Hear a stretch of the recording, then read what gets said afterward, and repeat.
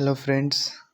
आज का हमारा टॉपिक है मनुष्य का मस्तिष्क, जो कि समन्वय और नियंत्रण चैप्टर का है और ये बिहार बोर्ड के बच्चों के लिए है। तो इस वीडियो में हम लोग जानेंगे कि मनुष्य का मस्तिष्क क्या होता है, कैसे काम करता है और कितने भाग में ये बटा होता है। मस्तिष्क बहुत ही महत्वपूर्ण और कोमल अंग है। यह हमारे तंत्रिका तंत्र का अंग है। तंत्रिका तंत्र मतलब नर्वस सिस्टम। नर्वस सिस्टम का बहुत ही इम्पोर्टेंट अंग है। ये हमारे पूरे बॉडी के एक्टिविटी को कंट्रोल करता है। समन्वय और नियंत्रण में सबसे महत्वपूर्ण भूमिका हमारे मस्तिष्क का ही होता है। अब है ये बहुत कोमल अंग, तो इसकी सुरक्षा भी बहुत मजबूती से होना चाहिए। तो इसके लिए ये एक बॉक्स के अंदर होता है जो इसका रक्षा करता है। उस बॉक्स को हम लोग बोलते हैं ब्रेन बॉक्स। खोपड़ी भी बोला जाता है इसको। ये जो बना होता है हमारे हड्डियों से बना होता है।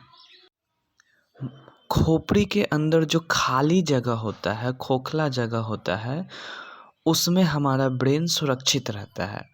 उसको हम लोग इंग्लिश में क्रेनियम भी बोलते हैं। क्रेनियम या फिर ब्रेन बॉक्स, दोनों एक ही बात है। खोपड़ी के जस्ट नीचे एक झिल्ली होता है, एक लेयर होता है जिसको हम लोग बोलते हैं मेनिंजेज। ये फाइब्रस कनेक्टिव टिश्यू से बना होता है। फाइब्रस कनेक्टिव टिश्यू कहने का मतलब तंतुमय संयोजी उत्तक।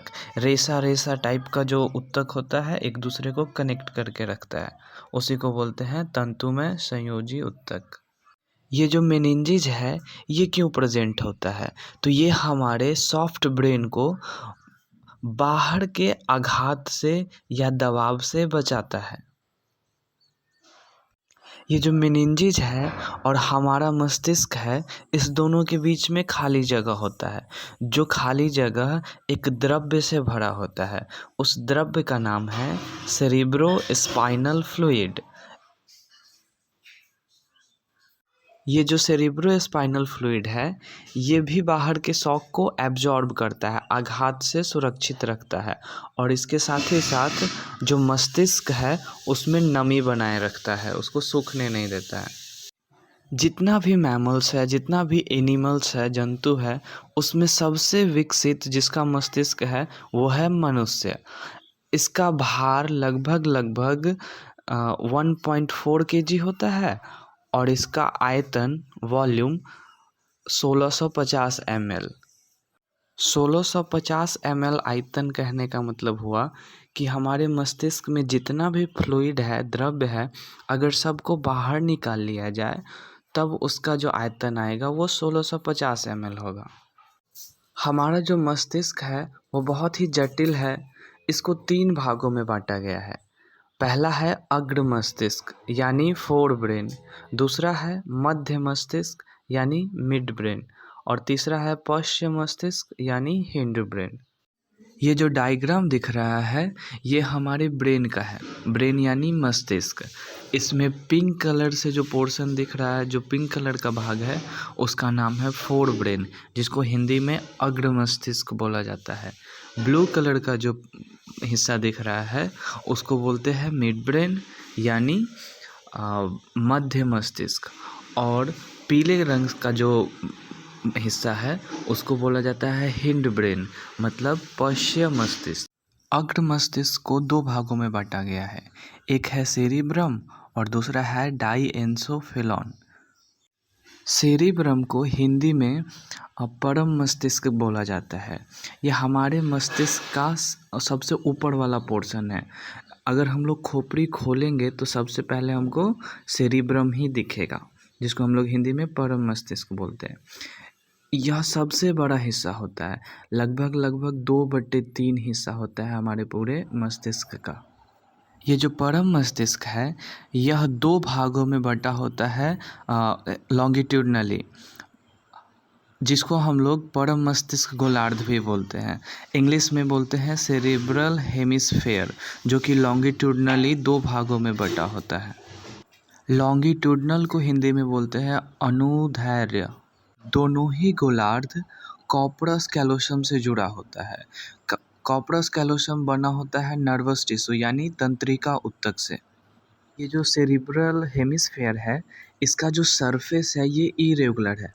इरेगुलर कहने का मतलब अनियमित, मतलब कहीं पे गड्ढा गड्ढा दिख रहा है, फिर कहीं ऊंचा ऊंचा, गड्ढा ऊंचा, इस टाइप का स्ट्रक्चर आप लोग को दिख रहा होगा। तो जो गड्ढा वाला स्ट्रक्चर है उसको बोलते हैं स्कल्स, और जो ऊंचा है उसको बोलते हैं हम लोग गायरस।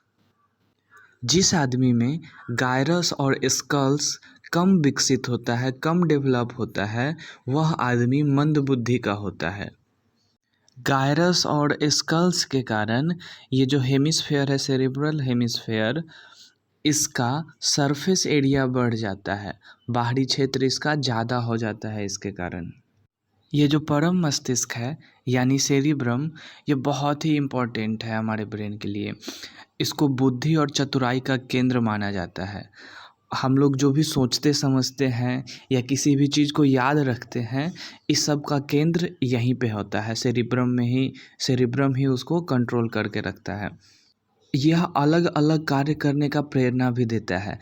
जैसे हम लोग को डर लगता है या खुशी होता है या दुख होता है, हंसना, गाना, प्यार करना, ये सारा का सारा कंट्रोल कौन करता है? सेरिब्रम, जिसको हिंदी में परम मस्तिष्क बोलते हैं या अग्रभाग कहिए, सब एक ही है। सेरिब्रम हमारे ब्रेन के दूसरे पार्ट को भी कंट्रोल करता है, उस पर भी नियंत्रण रखता है। अब हम लोग बात करेंगे मध्य मस्तिष्क के बारे में। ब्लू कलर का जो पोर्शन दिख रहा है उसी को बोलते हैं मध्य मस्तिष्क। यह जो है अग्र मस्तिष्क और पश्च मस्तिष्क को जोड़ने का काम करता है। इसका मेन काम होता है हमारे बॉडी के अंदर संतुलन बनाए रखना, और हमारे जो आँख का मांसपेशियाँ होता है उसको भी नियंत्रित मध्य मस्तिष्क ही करता है। इसके बाद हमारा आता है हिंड ब्रेन, जिसका हिंदी में हम लोग बोलते हैं पश्च मस्तिष्क। इसको 3 भाग में बांटा गया है, सेरिबेलम, मेडुला और पॉन्स। सेरिबेलम जो है वो हमारे बॉडी के पोस्चर को कंट्रोल करता है। पोस्चर यानी मुद्रा, मतलब हम कैसे बैठेंगे, कैसे खड़ा रहेंगे, इसको कंट्रोल करता है हमारा सेरिबेलम। इसके अलावा जो वॉलेंट्री मसल होता है, मतलब ऐसा मांसपेशी जिसको हम अपने इच्छा से घुमा सकते हैं, उसको भी सेरिबेलम ही कंट्रोल करता है। अगर हमारे दिमाग में सेरिबेलम को हटा दिया जाए या इसको नष्ट कर दिया जाए तो जितना भी इच्छिक गतिविधि होती है वो हम लोग नहीं कर पाएंगे, वो करना असंभव हो जाएगा। ना हम लोग हाथ हिला पाएंगे, ना सही से चल पाएंगे, कोई भी चीज़ उठाने में परेशानी होगी। अगर ये नष्ट हो गया या ख़राब हो गया तो हमारा जीभ भी काम नहीं करेगा, क्योंकि वो भी मांसपेशी है। जबड़ा भी नहीं काम करेगा, तो उसके वजह से हम लोग सही से बोल भी नहीं पाएंगे। पॉन्स जो होता है ये क्या करता है, हमारे श्वसन को नियंत्रण करता है। श्वसन यानी रेस्पिरेशन। अगर पॉन्स सही से काम नहीं करेगा तो सांस लेने में प्रॉब्लम होगी, सांस सही से हम लोग नहीं ले पाएंगे। एक पोर्शन होता है जिसका नाम है मेडुला। ये क्या करता है, ये इनवॉलेंट्री एक्शन को कंप्लीट करता है, कंट्रोल करता है। जैसे इनवॉलेंट्री कहने का मतलब हुआ वैसा एक्शन जिस पे हम अपना कंट्रोल नहीं रख सकते, हमारे इच्छा से वो नहीं होता है। जैसे वॉमिटिंग होना, ब्लड प्रेशर और सैलिवेशन, मतलब लार टपकना।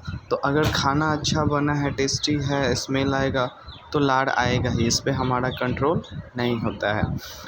किसी किसी को वॉमिट होता है तो वो चाह के भी उसको नहीं रोक पाता है।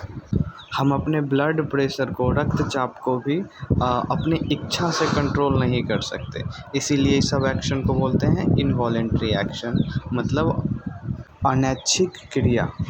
जितना भी अनैच्छिक क्रिया होता है वो मेडुला उसको कंट्रोल करता है और उसमें समन्वय स्थापित करता है।